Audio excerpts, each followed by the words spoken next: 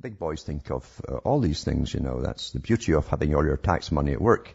You get crowds of psychopaths at the top, big, massive gangs of them with specialized departments that can work on all these tough projects. And this article came out for the British public, actually, and just been released, but it was September 2006.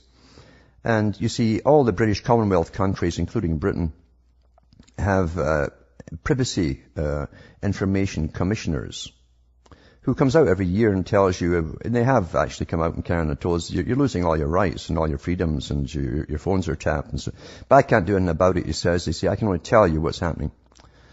But so this is a report 2006 for the British and Commonwealth countries, including Canada.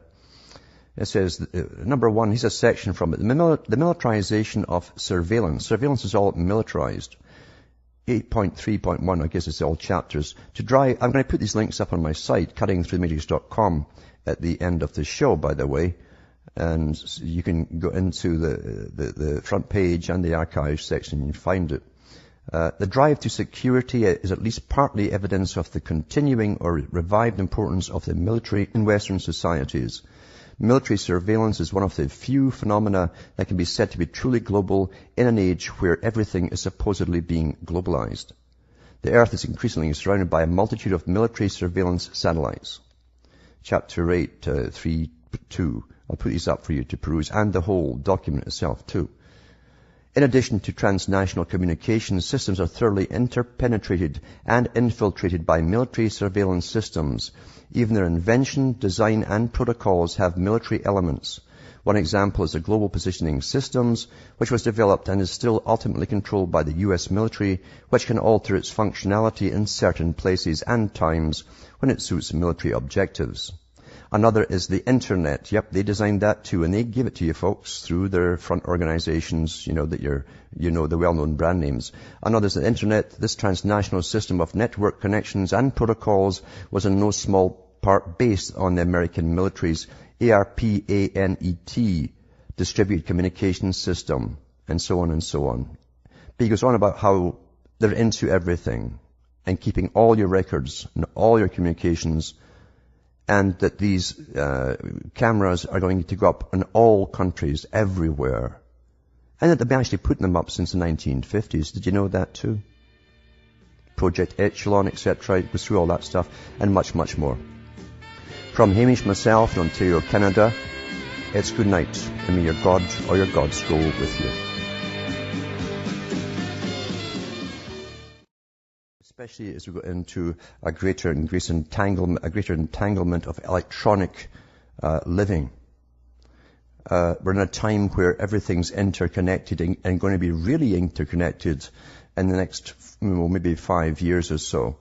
They're talking about the Internet of Things, where nanotechnology and chips in your clothing, your shoes, and anything that you purchase will all be communicating with each other continuously into these massive data banks.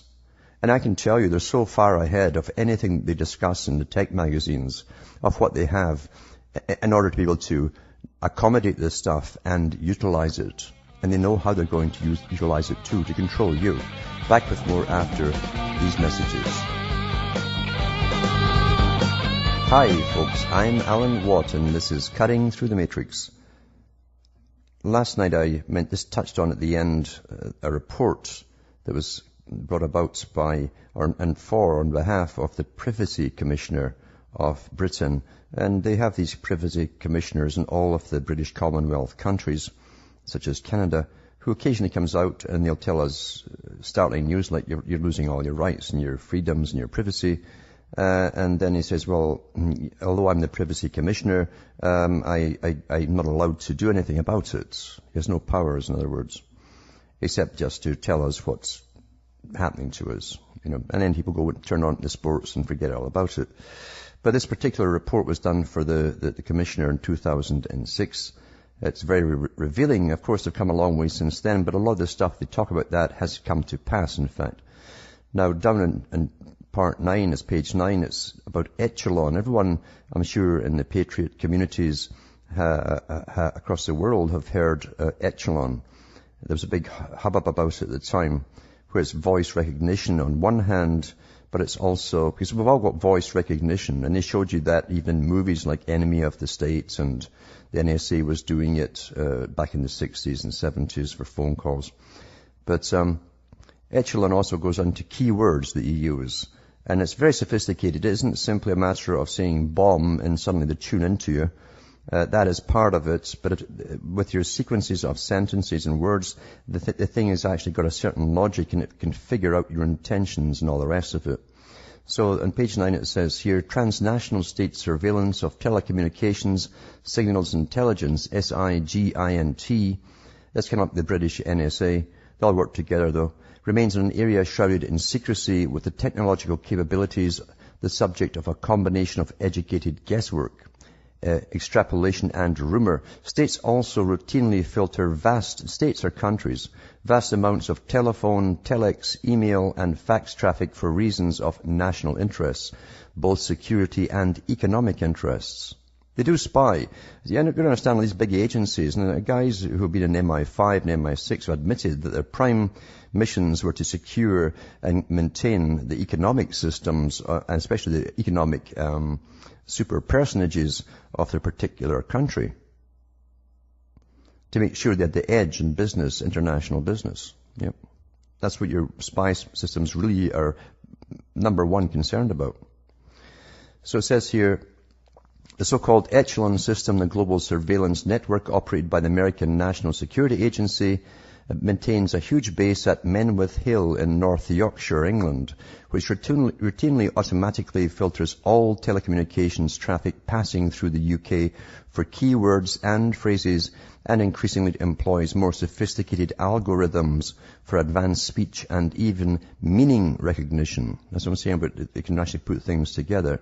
International licensed cable communications are perhaps one of the easiest forms of communications to intercept, as for historical reasons all lines pass through nodal points located in major cities, and they have them all over the major cities. And from there, they're tapped and back to the NSA and SIGINT and so on. London is therefore a major centre for the interception of ILC, that's that licensed cable communications, carried out by the UK's General Communications Headquarters, GCHQ, through a massive computer which they call dictionary. They probably got a thesaurus as well. 9.5, video surveillance. Photographic surveillance has been in existence longer than most people think. Almost as soon as it was invented, the cameras being used to record the faces and other physical characteristics of criminals. See, we're all criminals now, you understand?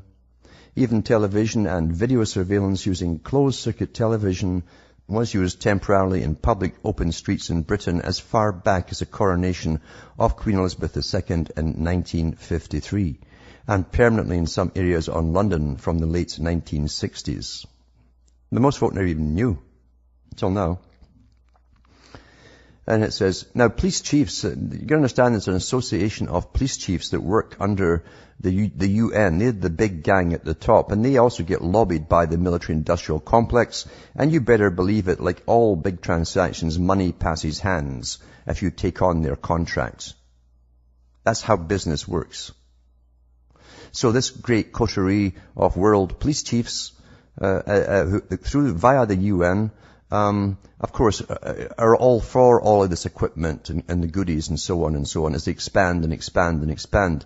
See, any department that gets set up for any function must try and justify its existence, and they truly feel security in numbers.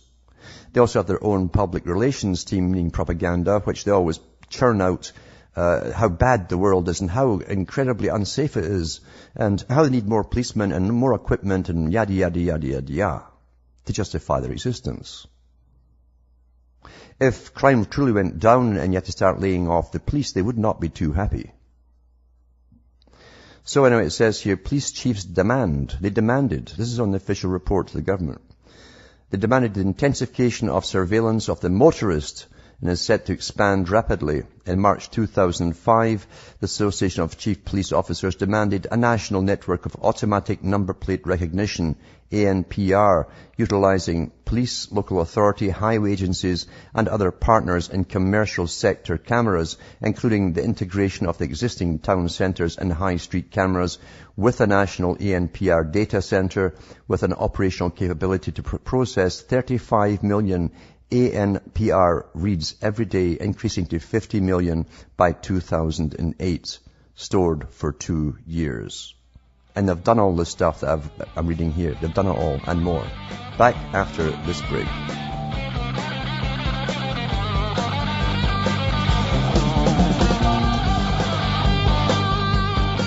Hi folks, I'm Alan Watt and this is Cutting Through the Matrix, reading some paragraphs from a report put out by the Privacy Commissioner for Britain.